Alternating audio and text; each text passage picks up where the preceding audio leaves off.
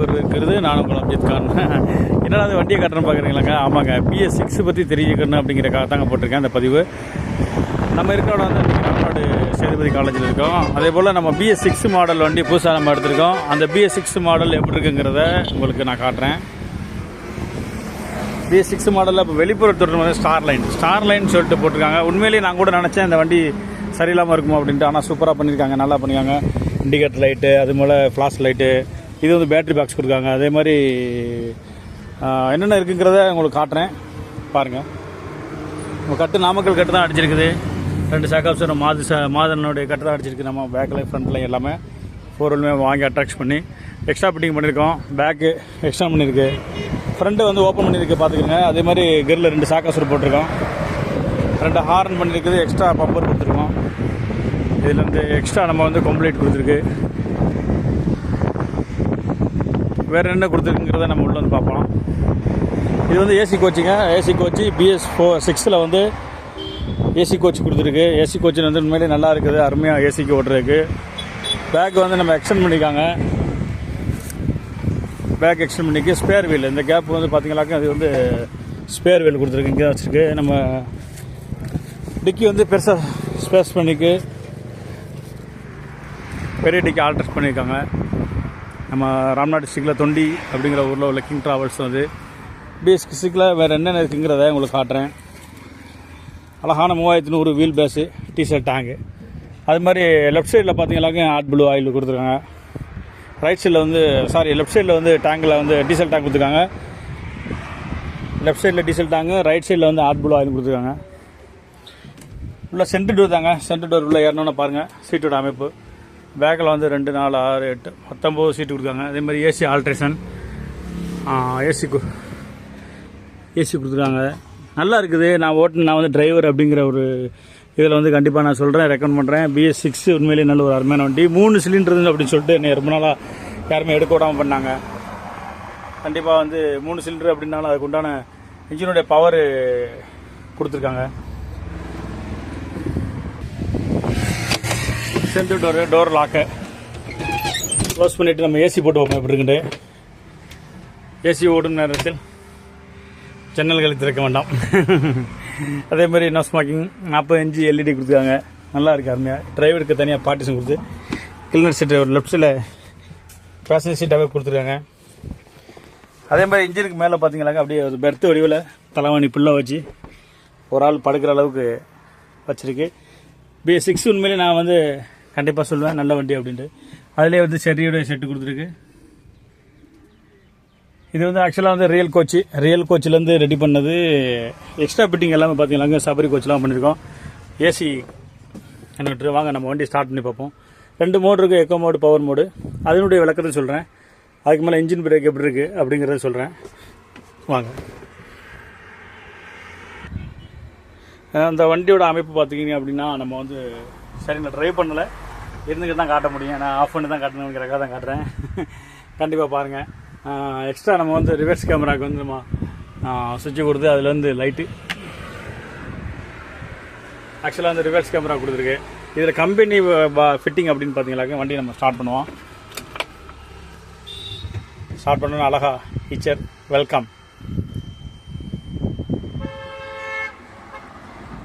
Of ஆனவுடனே வண்டி இப்போ ஸ்டார்ட் பண்ணிடுவோம். வண்டி ஸ்டார்ட் ஆகிடுச்சு.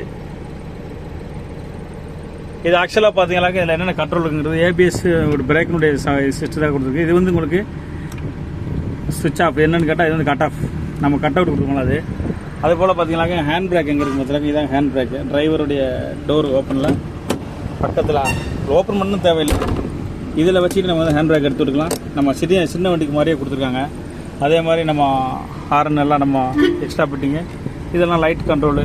இதில் உள்ளது என்னங்க அப்படின்னு பார்த்தீங்கன்னாக்கா ஆக்சுவலாக வந்து இது வந்து brake oil and clutch oil. Power steering oil வந்து ஆக்சுவலாக வந்து இது உள்ளே வந்து 4 ஸ்க்ரூ போட்டு பாக்ஸ் மாதிரி கொடுங்க. அது உள்ள தான் பவர் ஸ்டேரிங் ஆயில் வருது. அதை ஓப்பன் பண்ணி தான் பண்ணணும். அது வந்து உங்களுக்கு நம்ம ஃப்ரண்ட் கிரில் ஓப்பனில் இருக்கிறனால அந்த ஃப்ரண்ட் கிரில் வழியாகவே நம்ம ஓப்பன் பண்ணி பார்க்கலாம். அப்படி இல்லைனாலும் இதுலேயும் பார்த்துக்கலாம், நல்லா தெரியும். இது வந்து நம்ம ட்ராவல் சுட்டு. இது அது போல் பார்த்தீங்கன்னா இதெல்லாம் எக்ஸ்ட்ரா சுவிட்சு, நம்ம எக்ஸ்ட்ரா லைட்டுக்கு உண்டான சுவிட்சு கொடுத்துருக்கு. ஃபேன் சுவிட்ச் கொடுத்தாங்க. அதுக்கு போல் பார்த்தீங்கன்னா இது என்ன 2 மோடு அப்படின்னு கேட்பீங்க. இந்த மோடை ஃபஸ்ட்டு சொல்லணும். என்னென்னு கேட்டால் echo mode, power mode. Echo mode, power mode அப்படின்னு வர்றது என்னன்னு கேட்டால், நம்ம நார்மலாக இது வந்து பிடிச்சி ஓட்டும்போது வண்டி ஸ்லோவாக போகிற மாதிரி இருக்கும், ரேஸ் பண்ணுறது கொஞ்சம் லேட்டாக இருக்க மாதிரி இருக்கும்.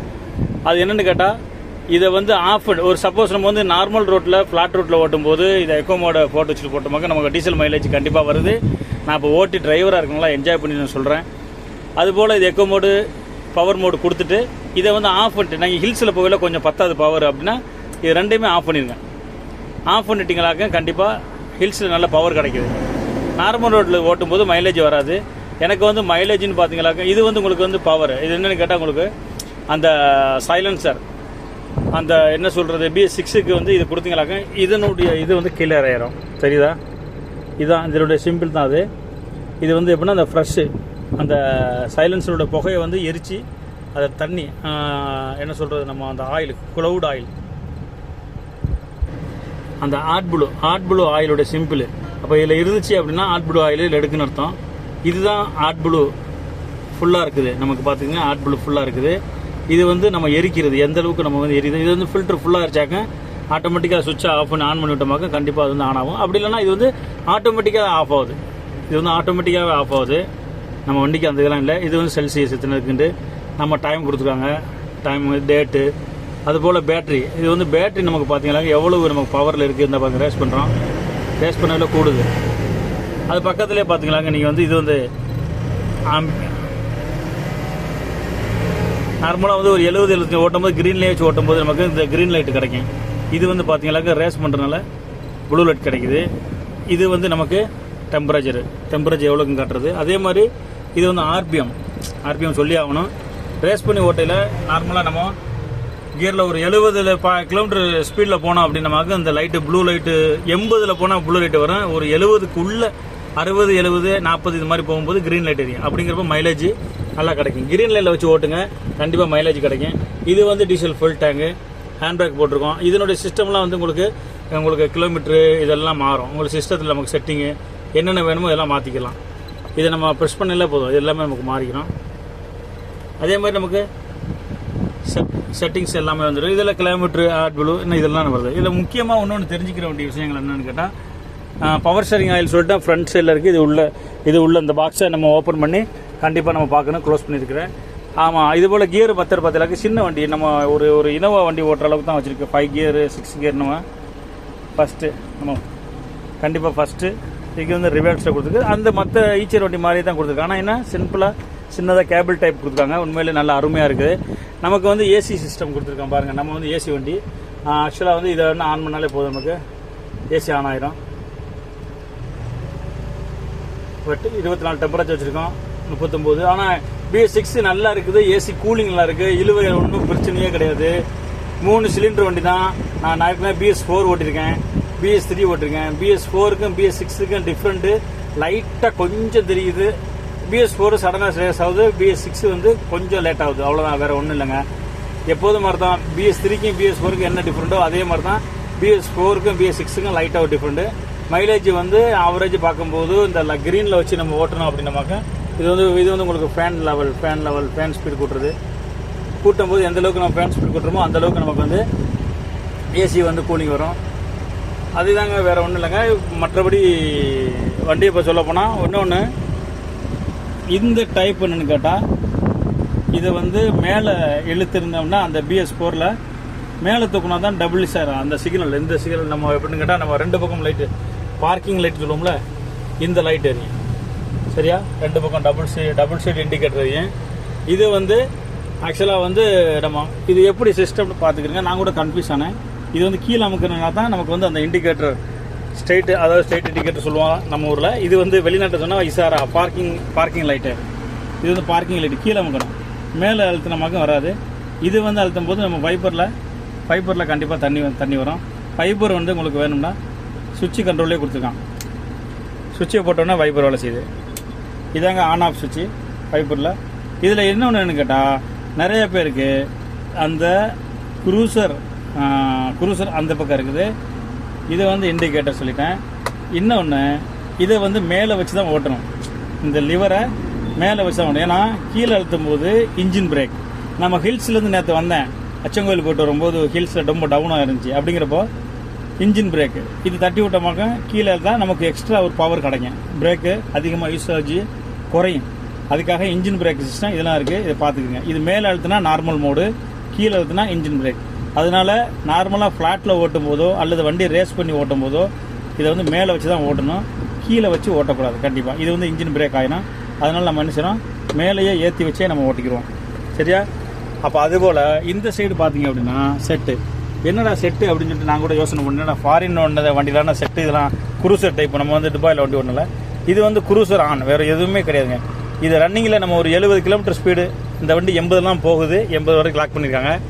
இதை அழுத்தினோம் அப்படின்னா ஆட்டோமேட்டிக்காக குரூசர் எத்தனையில் வச்சு 70 வச்சு அழுத்திட்டு கால் எடுத்துட்டோமாக்க அது ஆட்டோமேட்டிக்காக ரிலீஸ் 70லேயே போயிட்டுருக்கு வண்டி. அதான் குரூசர் சிஸ்டம் கொடுத்துருக்காங்க. இதில் வந்து என்னென்னு கேட்டால் இது வந்து ஹெட்லைட்டு. சரியா? ஹெட்லைட்டு ஆன் ஆஃப் இதுதான் ஹெட்லைட். இதில் சுவிட்ச் கொடுத்தாங்க கம்பெனியில். நம்ம எக்ஸ்ட்ரா லைட்டு போட்டிருக்கோம். எக்ஸ்ட்ரா லைட்டு இதெல்லாம் கொடுத்துருக்கு. நம்ம 3 லைட்டு கொடுத்துருக்காங்க. இது வந்து சைட் லைட்டு, செட்டு சுவிட்சு படத்துக்கு போடுறதுக்கு. அதுபோல் இன்னொன்று எடுத்துக்கிட்டிங்கன்னா நம்ம குரூசரை வந்து சப்போஸ் நம்ம வந்து ஒரு 70 போயிட்டுருக்கோம், இது நமக்கு இப்போ வந்து குரூசர் ஆன் பண்ணி 70 போயிட்டுருக்கோம் அப்படின்னா ஒரு 80 போகணும் அப்படின்ற வரையில் இது வந்து குரூசருடைய ஸ்பீடு கூட்டுறது. இது அழுத்தினா குரூசருடைய கண்ட்ரோலுடைய ஸ்பீடு கூட்டும். இதுவே நீங்கள் வந்து கீழே திருப்பினா குரூசர் வந்து குறையும், ஸ்பீடு வேகத்தை குறைக்கும். இதுதான் என்னுடைய கண்ட்ரோல், என்னுடைய சிஸ்டம். இது நிறைய பேருக்கு தெரியாது. இது ஆக்சுவலாக எனக்கு தெரியாமல் இருந்துச்சு இவ்வளோ நாளாக. நானே இப்போ தான் சமீபத்தில் நண்பர்கிட்ட கேட்டு தெரிஞ்சுக்கிட்டேன். அது மாதிரி நீங்களும் தெரியலன்னா இதை பார்த்து தெரிஞ்சுக்கோங்க. இது இண்டிகேட்டரு, அதுதான் மற்றபடி எல்லா வண்டியில் உள்ள போல் இண்டிகேட்டரு. Emergency light, horn. அதே மாதிரி இதுலேயும் ஹாரன் கொடுத்துருக்காங்க. நான் எக்ஸ்ட்ரா லைட்டு கொடுத்துருக்கேன் ஹாரனு. இதுதான் என்னுடைய கண்ட்ரோலு. மற்றபடி பிரேக் சிஸ்டம்லாம் வந்து ஆக்சிலேட்டர், இன்ஜின் சவுண்டு, சின்ன வண்டி ஓட்டுற மாதிரி சவுண்டு. பிரேக் வந்து பார்த்தீங்கன்னா 4 டிஸ்க் பிரேக் கொடுத்துருக்காங்க. கிளச்சு எல்லாமே நல்லா நார்மலாக இருக்குது, சூப்பராக இருக்குது. ரொம்ப சிஸ்டமாக இருக்குது. 6.1 கொடுத்துருக்கு. எவ்வளோ மைலேஜ் போகுது அப்படிங்கிற மாதிரி தெரிஞ்சுது. ட்ரிப்பு பி இதெல்லாம் நம்ம ட்ரிப்பு மாற்றுறது. இது வரைக்கும் நம்ம வண்டி வந்து 32,000 கிலோமீட்டர் தான் ஓடி இருக்குது. இது நிறைய பேருக்கு டவுட் இருந்தது. BS4 பற்றி நிறையா போட்டிங்க தலைவா, BS6 பற்றி கொஞ்சம் சொல்லுங்கள் அப்படின்னாங்க. அதுக்காக தான் இப்போ அதனுடைய விவரமாக போட்டிருக்கேன். ஏசி வந்து இப்போ 37 குறைஞ்சிருக்கு. நான் விண்டோஸில் ஓப்பனில் இருக்குது. இப்போ ஏசி தேவையில்லை, இப்போ ஆஃப் பண்ணிட்டோம். இப்போ வந்து பிரேக்கிங் சிஸ்டம் கண்டிப்பாக உங்களுக்கு நான் காட்டுறேன். கீழே எப்படி பிரேக்கு, டிஸ்க் பிரேக் எப்படி இருக்குது அப்படிங்கிற காட்டுறேன். 4 வீலுமே டிஸ்க்கு தாங்க. அப்படி 4 வீலுமே டிஸ்க் பிரேக் தான். இறங்குறதுக்கு நல்ல அமைப்பாக இருக்குது. ஓட்டுறது நம்ம பஸ்ஸு ஓட்டுனதுனால பஸ்ஸு ஓட்டுற டைப்லேயே கொடுத்துருக்காங்க. அதையும் பார்த்துக்கோங்க. நம்ம இன்ஜினோட டைப்பு, நம்ம கட்டு நம்ம 407 கட்டு மாதிரியே கொடுத்துருக்காங்க.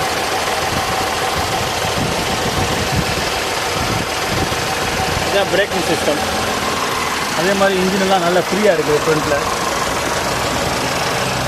பேக்கில் எடுத்துக்கிட்டிங்க அப்படின்னா பேட்டரி வந்து இங்கே வந்துடுது. இது கேப்பு தான் அந்த இடம். இது வந்து ஹாட் ப்ளூ ஆயில் இதில் போடுறோம். 15 லிட்டர் டேங்கு. நான் இது வரைக்கும் ஒரு தடவை போட்டுங்க. ஒரு பெட்ரோல் பங்க்லேயே கிடைக்குது ஆட்டோமேட்டிக்காக.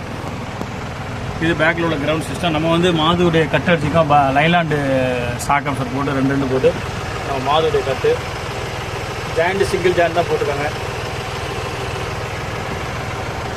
அதே மாதிரி பிரேக்கிங் பேக் வீல்லையும் பாருங்கள். பேக் வீல்லையும் அதே லைனிங் தான் போட்டுருக்காங்க. ஸ்பேர் வீலு கண்டிப்பாக எங்கே இருக்குன்னு கேட்டால் ஸ்பேர் வீல் அங்கே இருக்குது. பேக்கில் டிக்கில் தான் இருக்குது. இதாங்க நம்ம வண்டியோட அமைப்பு. BS6 அமைப்பு. கண்டிப்பாக நம்ம சேனலில் பாருங்கள், சப்ஸ்கிரைப் பண்ணுங்கள், கமெண்ட் பண்ணுங்கள். எதுவும் குறைகள் இருந்தாலும் மாற்றிக்கிறோம். நன்றி, வணக்கம். மற்றொரு வீடியோவில் சந்திக்கும் வரை நான் உங்கள் அம்ஜித் கான். பாய்.